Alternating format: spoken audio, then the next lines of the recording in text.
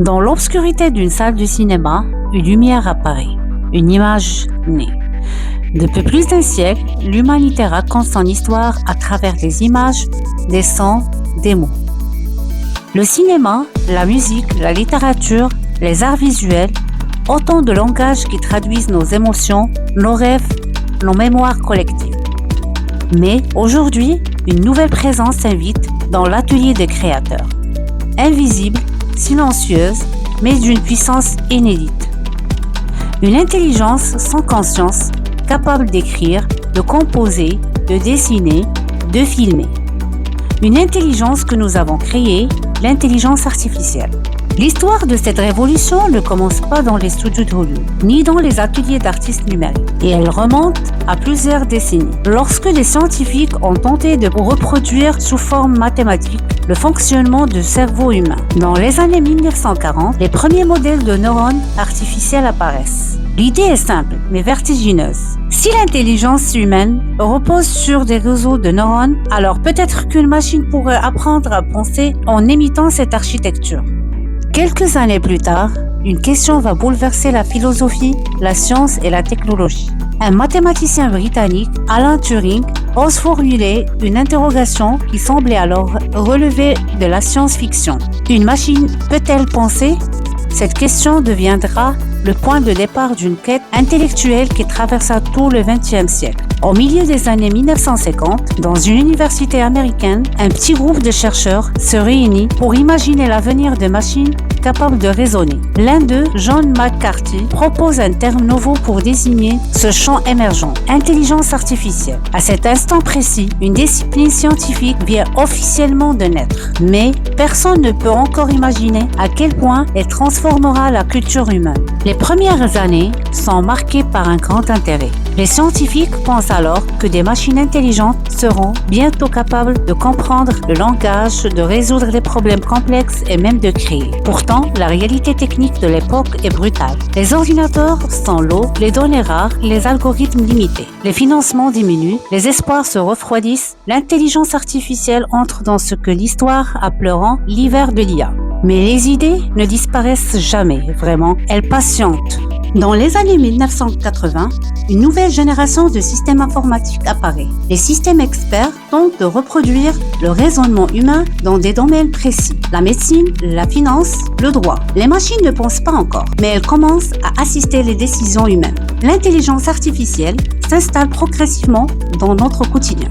Puis vient un moment symbolique qui marque l'imaginaire collectif. En 1997, un ordinateur développé par IBM affronte le champion du monde d'échecs, Garry Kasparov. La machine s'appelle Deep Blue. Lorsque la victoire de la machine est annoncée, ce n'est pas seulement un match d'échecs qui se termine. C'est une frontière symbolique qui vient d'être franchie. Pendant ce temps, une autre révolution se prépare silencieusement dans les laboratoires de recherche. Des scientifiques redécouvrent une idée ancienne, celle des réseaux de neurones. En alimentant ces réseaux avec des quantités massives de données et une puissance de calcul toujours plus grande, ils parviennent à créer des systèmes capables d'apprendre par eux-mêmes. C'est la naissance de Deep Learning. En 2012, un programme baptisé AlexNet bouleverse la vision par ordinateur. Pour la première fois, une machine reconnaît des images avec une précision qui dépasse largement les approches précédentes. Quelques années plus tard, un autre moment spectaculaire survient lorsque le programme AlphaGo, développé par DeepMind, bat le champion du monde du jeu de Go. Un jeu si complexe que beaucoup pensaient qu'une machine ne pourrait jamais le maîtriser. Et puis, soudainement, l'intelligence artificielle quitte les laboratoires pour entrer dans la vie quotidienne. Les algorithmes apprennent à écrire, à peindre, à composer de la musique, à générer des images ou même des vidéos. Une nouvelle génération d'outils apparaît. ChatGPT pour écrire, DALL-E ou Midjourney pour créer des images, Suno pour créer une musique et Sora pour produire des séquences vidéo. En quelques secondes, des contenus qui demandaient autrefois des semaines de travail peuvent être générés par une simple instruction. Pour les industries culturelles, cette transformation est immense. Dans le cinéma, l'intelligence artificielle intervient désormais à toutes les étapes de la création. Elle peut assister à l'écriture d'un scénario, analyser les structures narratives les plus efficaces, proposer des dialogues ou des arcs dramatiques. Dans la post-production, elle permet de restaurer des films anciens, de coloriser des archives historiques, d'améliorer la qualité d'image tournée il y a plusieurs décennies. Mais l'IA va encore plus loin. Elle peut modifier le ton lui-même. Dans le film The Irishman du réalisateur Martin Scorsese, les acteurs apparaissent à différentes époques de leur vie grâce à une technologie de rajeunissement numérique. Dans Indiana Jones and the Dial of Destiny, l'acteur Harrison Ford est recréé tel qu'il était 40 ans plus tôt. L'intelligence artificielle permet désormais de manipuler l'image, la voix et même la présence d'un acteur. Dans certains cas, il ressuscite des figures disparues.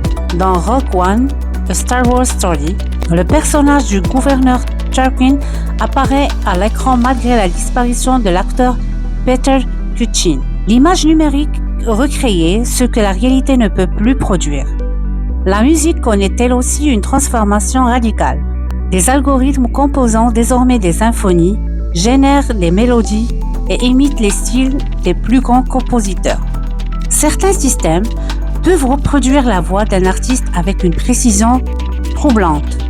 Une chanson peut être interprétée par un chanteur qui n'a jamais enregistré cette œuvre. Dans les arts visuels, la révolution est peut-être encore plus spectaculaire. En quelques secondes, des programmes comme Midjourney ou DALL-E transforment une simple phrase en image complexe. Paysages, imaginaires, portraits, hyperréalistes, univers fantastiques. L'algorithme devient un outil de création visuelle. Dans l'édition et les littératures, l'intelligence artificielle peut traduire des textes, générer des récits, propose des idées narratives. Certaines maisons d'édition expérimentent déjà des formes de narration interactive où le lecteur devient co-auteur de l'histoire. Les musées et les institutions patrimoniales utilisent également l'IA pour préserver et transmettre la mémoire culturelle. Des sites archéologiques détruits peuvent être reconstruits virtuellement. Des collections entières sont numérisées et analysées par des algorithmes capables d'identifier des œuvres, de détecter leur état de conservation ou de proposer de nouvelles méthodes de restauration. Pour la première fois dans l'histoire de l'humanité, les outils de création deviennent accessibles à presque tout le monde. Un étudiant, un amateur ou un artiste indépendant peut produire des images, des films ou de la musique avec des moyens qui étaient autrefois réservés aux grandes industries. Mais chaque révolution technologique possède son revers. Pour de nombreux créateurs, l'arrivée de l'intelligence artificielle soulève des inquiétudes profondes. Les illustrateurs, les compositeurs, les traducteurs ou les acteurs de doublage voient apparaître des systèmes capables de reproduire leurs compétences. Certaines œuvres générées par l'IA imitent le style d'artistes vivants sans leur consentement. Des milliers d'images, de textes et de musique ont servi à entraîner ces algorithmes, souvent sans autorisation explicite. La question devient alors inévitable. À qui appartient la création lorsqu'une machine apprend à partir du travail collectif de millions d'artistes? L'intelligence artificielle peut également produire des illusions extrêmement convaincantes. Les deepfakes permettent de recréer le visage ou la voix d'une personne avec un réalisme presque parfait, dans un monde où l'image longtemps était perçue comme une preuve. Cette capacité de manipulation pose un défi majeur à la confiance dans les contenus numériques. Face à cette transformation, les gouvernements et les institutions tentent d'établir une nouvelle règle. L'Europe adopte un cadre juridique inédit avec le EU AI Act, qui impose plus de transparence au système d'intelligence artificielle et protège les droits des citoyens et des créateurs. Mais au-delà des lois et des technologies, une question plus profonde demeure. L'intelligence artificielle peut-elle réellement créer? Une machine peut générer une image bouleversante, composer une musique émouvante ou écrire un texte poétique. Pourtant, elle ne ressent rien. Elle ne possède ni mémoire intime, ni expérience vécue, ni émotion personnelle. Ce qu'elle produit est le résultat d'un calcul, d'une probabilité, d'un modèle statistique. Et pourtant, ces œuvres peuvent nous toucher. Une image générée par un algorithme peut provoquer des larmes. Une mélodie composée par une machine peut émouvoir un auditeur. Cela révèle un paradoxe fascinant. L'émotion artistique ne réside pas uniquement dans l'objet créé, mais dans le regard de celui qui le reçoit. L'intelligence artificielle fabrique la forme. L'être humain lui donne un sens. Depuis toujours, l'art est une tentative de comprendre ce qui signifie être humain. Les peintures rupestres, les tragédies antiques, les films contemporains, toutes ces œuvres racontent notre rapport au monde, à la mémoire, au temps et à la mort. Si l'intelligence artificielle devient un nouvel outil de création, alors la question n'est peut-être pas de savoir si la machine peut remplacer l'artiste. La véritable question est ailleurs. Comment les artistes vont-ils transformer cette technologie pour raconter de nouvelles histoires? Car l'histoire de la culture n'est pas celle des outils, c'est celle des regards humains qui les utilisent. La caméra n'a pas tué la peinture, le cinéma n'a pas fait disparaître le théâtre. L'Internet n'a pas effacé la littérature. Chaque révolution technologique a ouvert de nouvelles formes d'expression. L'intelligence artificielle pourrait bien être la prochaine étape de cette longue évolution. Un nouvel instrument dans l'orchestre de la créativité humaine. Et peut-être au fond, la véritable question n'est pas de savoir ce que les machines peuvent créer, mais ce que l'humanité choisira de raconter à travers elles.